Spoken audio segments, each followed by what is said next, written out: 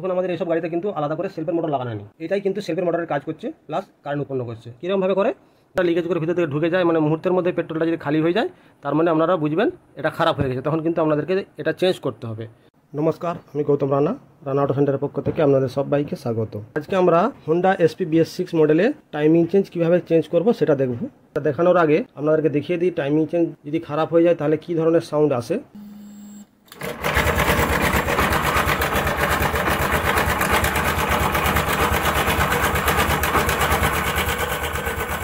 আপনারা আওয়াজটা শুনলেন, এবার আমরা টাইমিং চেনটা চেঞ্জ করব। তার জন্য আমাদের কী কী খুলতে হবে আপনাদেরকে দেখাচ্ছি পরের পর করে, আপনারা দেখতে থাকুন। প্রথমে ইঞ্জিন অয়েলটাকে আমরা ড্রেন করে নিই। আমাদের এই ম্যাগনেট অ্যাসেম্বলিটাকে খুলতে হবে। এটা খুলতে গেলে এখানে আমাদের পুলার লাগাতে হবে। তা এই নাটটা খোলার আগে আমরা এই ফ্যানের মতো যে অংশটা আছে এটাকে আগে খুলে নেব। এখানে যে 17 নম্বর নাটটা আছে এটাকে আমরা খুলে নিই। এরপর দেখুন এখানে একটা পুলার লাগাতে হবে। এখানে যদি আমরা পুলার না লাগাই তাহলে কিন্তু আমরা এই ম্যাগনেটটাকে খুলতে পারবো না। এখানে কি গাড়ি পুলার লাগবে দেখুন, স্পেশালি এসপির জন্য আলাদা করে পুলার পাওয়া যায়, কিন্তু ওই পুলার আর আমাদের যে হিরো হোন্ডা যে নর্মাল যে 100cc গাড়ির যে পুলার থাকে ওই একই লাগে, সেম পুলার।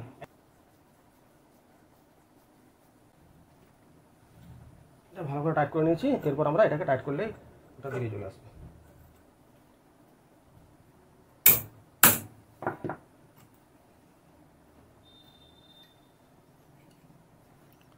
দেখুন আমাদের ম্যাগনেটটা বেরিয়ে চলে এসছে।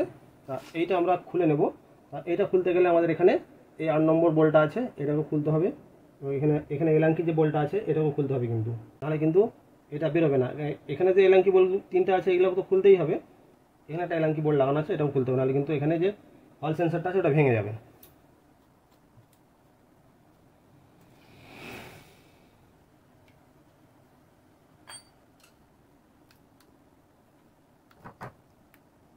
আমাদের এখানে পুরো অ্যাসেম্বলিটা বেরিয়ে গেছে, এটাকে আমরা একটু সাইড করে নিই।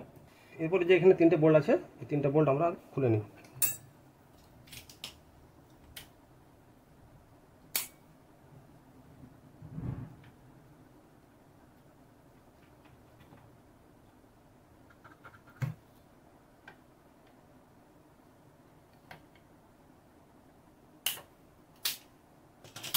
তবে আপনাদেরকে একটা কথা বলে রাখি, এটা খোলার সময় এটাকে কিন্তু সোজাসুজি টেনেই খুলতে হবে। অন্যান্য অনেক গাড়ির ক্ষেত্রে কী হয়, একটু আমরা চোট দিয়ে এটাকে ঘুরিয়ে দিই যাতে ইজি হয়ে যায়, কিন্তু এটা ঘোরানো যাবে না। ঘোরাতে গেলেই কিন্তু ভেঙে যাবে, কারণ এই যে দেখুন এখানে আমাদের ডাবল পিন দেওয়া আছে এবং এখানে গ্রুপ করা আছে, গ্রুপের মধ্যে ঢুকে যাবে, মানে এটা কোনো মতেই আপনি এটা ঘোরাতে পারবেন না।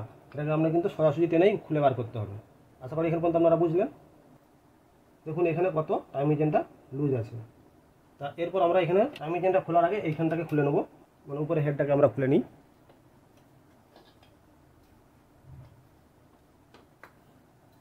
আমরা এই 12 নম্বর বলটাকে খুলে নেব।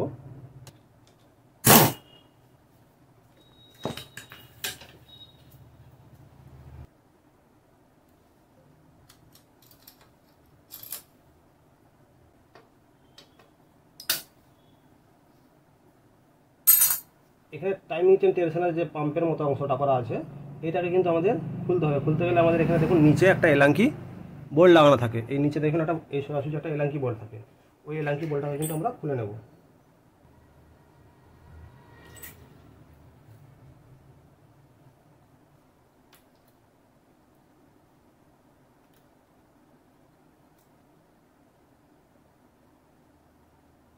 এখানে এই রোলারটা ভালোই আছে,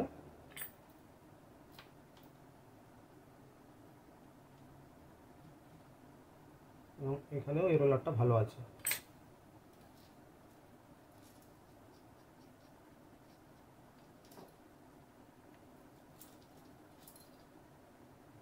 ও ভিতরে এই রোলারটা একবারে খুব খারাপ অবস্থা, আপনারা দেখতে পাচ্ছেন। দেখুন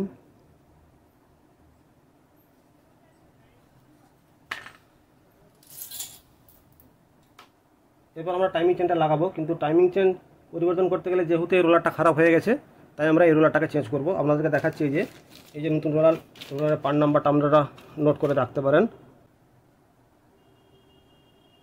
এই দেখুন নতুন রোলার আর পুরনো রোলারের মধ্যে কত তফাৎ।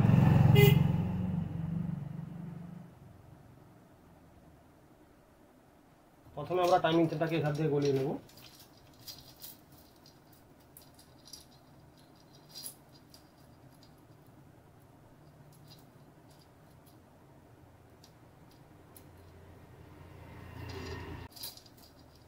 আমরা টাইমিং চেনটা লাগিয়ে নিয়েছি। এবার এই রোলারটা কিন্তু আমরা যেদিকে খুশি লাগাতে পারি, অর্থাৎ এর উল্টো সোজা নেই, এদিকেও লাগাতে পারেন অথবা এদিকেও লাগাতে পারেন, কিন্তু আমরা উপর দিয়ে লাগাবো না, লাগাবো নিচে দিয়ে, কারণ উপর দিয়ে লাগাতে আমাদের অসুবিধা হবে, এটা নিচে দিয়েই লাগালে সুবিধা হবে।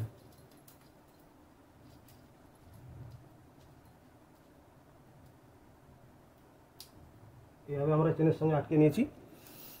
এবার আমরা এটাকে আস্তে করে এটাকে তুলে লাইন করে নেবো, তারপর আমরা এখানে বলটাকে লাগিয়ে দেবো।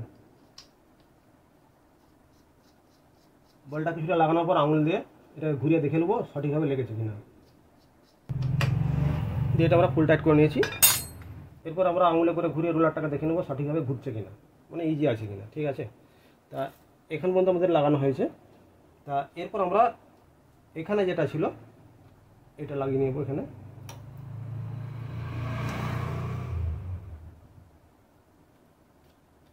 তার সঙ্গে আমাদের এখানে একটা রোলার ছিল, এই রোলারটাকেও লাগিয়ে নেবো। এরপর আমরা এখানে যে স্পকেটটা থাকে এটা লাগাবো, কিন্তু এটা লাগানোর আগে আমরা দেখে নেবো ক্যামটা যেন ইজি অবস্থাতে থাকে। এই ক্যামটা যেন আঙুলে করে ঘুরিয়ে দেখে নেবো যেমন ইজি অবস্থা থাকে, অর্থাৎ এই যে কাটা অংশটা যেন উপর দিকে থাকে। তা এইভাবে আমরা রেখে টাইমিং চেনের এই যে স্পকেটটাকে আমরা এখানে আপাতত এখানে লাগিয়ে এবার টাইমিংটা কীভাবে করতে হয় সেটা আপনাদেরকে দেখাচ্ছি। মোটামুটি একটা লাগিয়ে নিয়েছি। এরপর দেখুন এখানে যে চাবি অংশটা আছে, এই চাবি অংশটা আছে এইখানে একটা মার্ক করা আছে। এই চাবি অংশটা এই মার্কে সোজাসুজি রাখবো আমরা আপাতত। তো ফাইনালি আমরা পরে চেক করে নেবো। এই অবস্থায় আমরা রেখে এইখানে আমরা টাইমিংটা করব। তা এইখানে টাইমিংটা আপনাদেরকে দেখাচ্ছি। এইখানে দেখুন উপরে দুটো দাগ করা আছে এবং নিচে সোজাসুজি একটা দাগ করা আছে, এদিকেও তাই।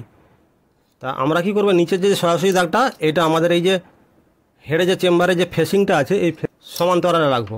তার মানে আমাদের এদিকটা উঠে গেছে, নেমে গেছে, তাহলে আমাদেরকে স্পকেটটাকে এদিকে ঘোরাতে হবে একটু। তার মানে আমরা এদিক থেকে দুটো দাঁত একটা দাঁত আগিয়ে দেবো।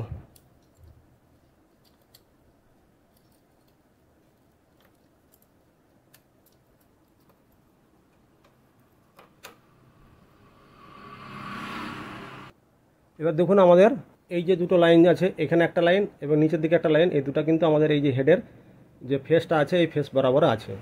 সেই সঙ্গে আমাদের এখানে চাবিটা এই যে এখানে মার্ক করা ছিল, ছোট্ট মতো একটা মার্ক করা আছে, এই যে ছোট্ট মতো এই মার্কের সোজাসুজি আমাদের এটা রাখা আছে। তার মানে এখান পর্যন্ত আমাদের টাইমিংটা প্রায় কমপ্লিটের মুখে। ফাইনালি আমরা ভালোভাবে আরেকবার চেক করে নেবো। সেটা কিন্তু আপনারা ম্যাগনেটটা লাগিয়ে তারপরেই চেক করবেন। তা মোটামুটি আমরা এইভাবে একটা রেখে দিয়েছি। তা এরপর আমরা প্রথমে এই নাটটাকে আগে হালকা করে টাইট করে রাখি, নাহলে আবার এটা খুলে পড়ে গেলে অসুবিধা হবে। যেহেতু আমাদের এখানে প্রায় টাইমিংটা সেট হয়েই আছে, তাহলে আমরা এখানে এই প্লেটটাকে লাগিয়ে নিই। তার আগে কিন্তু আমাদের এই যে টাইমিং চেন যে টেনশনারের যে পুশ রডটা আছে এটা কিন্তু আমরা খুলে নেব। এটারও কাজ আছে, আপনাদেরকে দেখাবো পরে।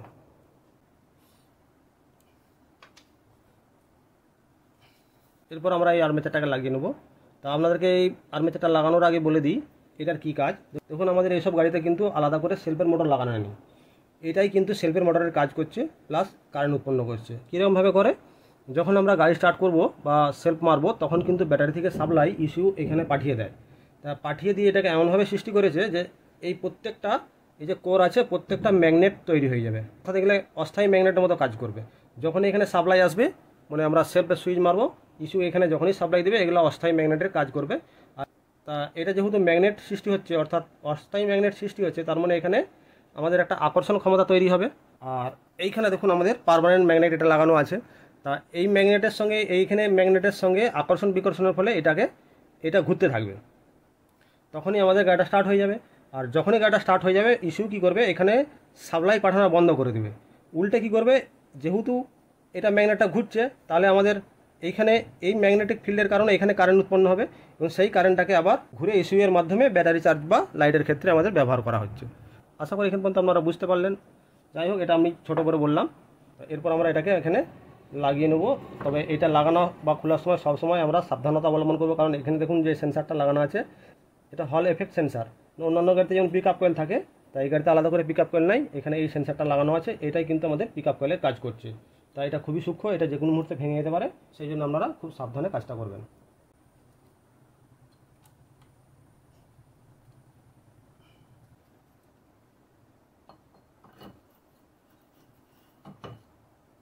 দেখুন আমরা ম্যাগনেটটাকে লাগিয়ে নিয়েছি। এবার এইখানে দেখুন মার্ক আছে, এইখানে দেখুন টি লেখা আছে এবং টি এর পাশে একটা মার্ক করা আছে।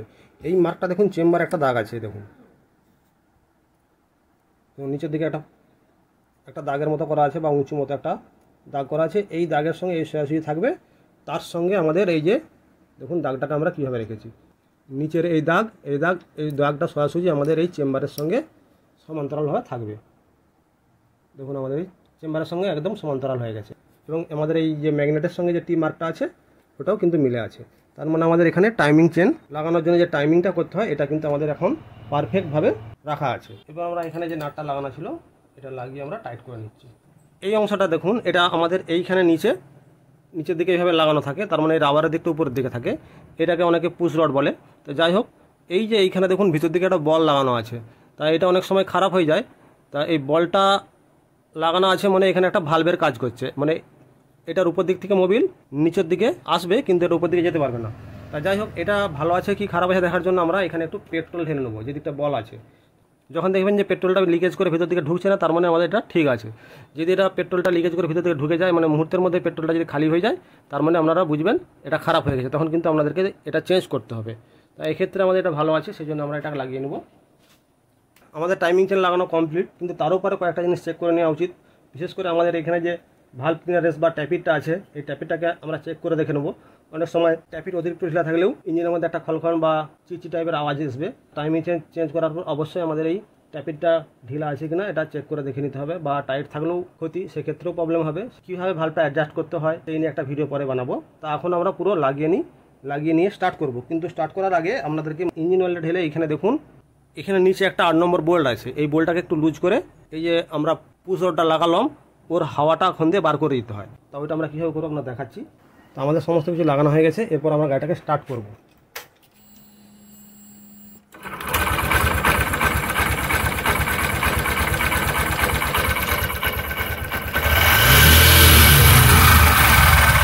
স্টার্ট করে দেখুন, এইখানে যে 8 নম্বর বোল্টটা আছে এই বোল্টটাকে আমরা একটু লুজ করে নেব। লুজ করে তেলটাকে একটু ফেলে দেবো, ওখান থেকে মোবিলটা একটু বেরিয়ে যাবে।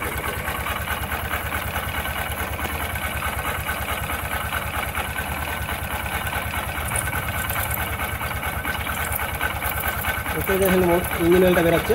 এরপর আমরা এটা টাইট করে নেব এবং ওখানে যে বাতাসটা ছিল পুরো বাতাসটা কিন্তু এবার বেরিয়ে গেল। ওটা না বার করলেও চলবে, ওটা পরে বেরিয়ে যাবে অটোমেটিক্যালি, কিন্তু তখন অনেক দেরি হবে, সেই জন্য এটা আগেই বার করে নেওয়া উচিত। তারপর আমরা টাইট করে নিয়েছি। দেখুন এর আওয়াজটা এবারে কতটা মিষ্টি হয়ে গেছে। আশা করি এই ভিডিও থেকে আপনারা কিছুটা শিখতে পেরেছেন। যদি ভিডিওটা ভালো লাগে অবশ্যই লাইক করতে ভুলবেন না, আর যেসব বন্ধুরা আমার চ্যানেলে নতুন এসেছেন তারা অবশ্যই চ্যানেলটিকে সাবস্ক্রাইব করে রাখুন। তো আজকে এই পর্যন্ত, আপনারা সবাই সুস্থ থাকুন, ভালো থাকুন, পরের ভিডিওতে আবার দেখা হবে।